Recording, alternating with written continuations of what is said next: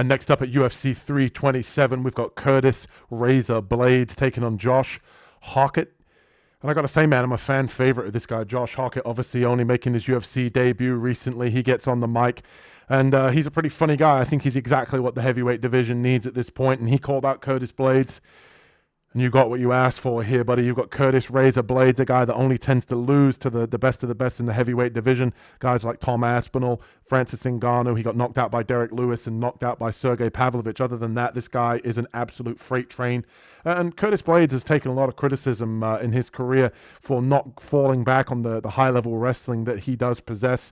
Obviously, a former NJCAA national champion in wrestling. He was undefeated. I believe he was a state champion in high school wrestling with a record of 44-0, 98, and I want to say 14 in his overall career in wrestling.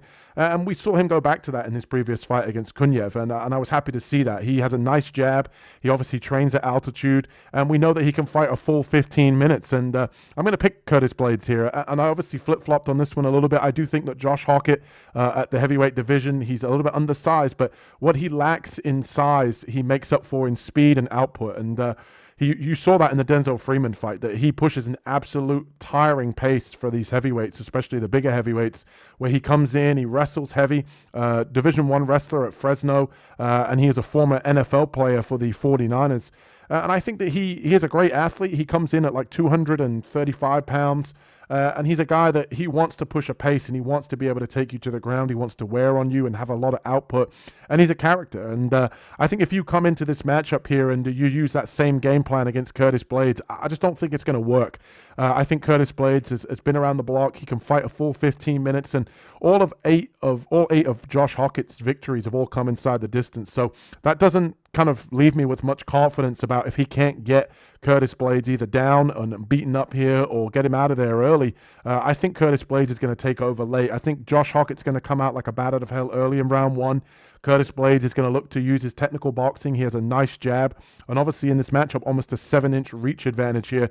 I think he needs to be able to get the respect here of Josh Hokit. I think he needs to use that jab and time a nice straight right hand down the pipe to counter Josh Hokit's aggressiveness, and maybe even rip to the body as well. If he wants to mix in his own takedowns, I don't blame Curtis Blaydes for doing so, but just get Josh Hokit tired here. Use your big frame, and if Curtis Blaydes can get one takedown and get into a dominant position here, I think that's going to be enough for him to be able to get the finish, or at least be able to wear on Hokit enough to the point where we haven't seen him pushed late into fights. I like Curtis Blaydes here to be able to get this one done. I do think Josh Hokit is a nice addition to the UFC. I just think this is going to be too much too soon.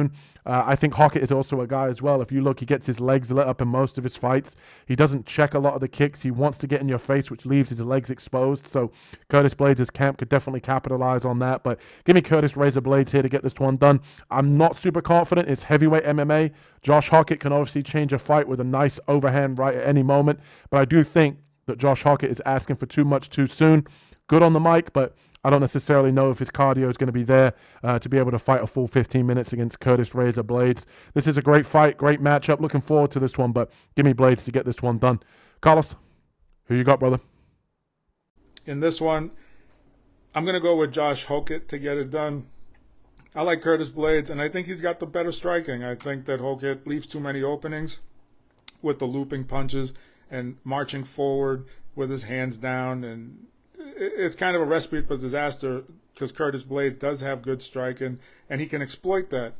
But I do think that Hokit is probably getting this test for a reason. I think that he's got good wrestling. He can negate Blaydes from taking him down. And I think that as he marches forward, he does have his hands down. He does throw looping shots, but he does do things good, like he goes to the body well. He comes upstairs after the body, so he goes head, body, head. And what he does like to do afterward is get you in the clinch. He likes to elbow. He likes to take you down, and he'll ride your back, and he'll start ground and pounding from there.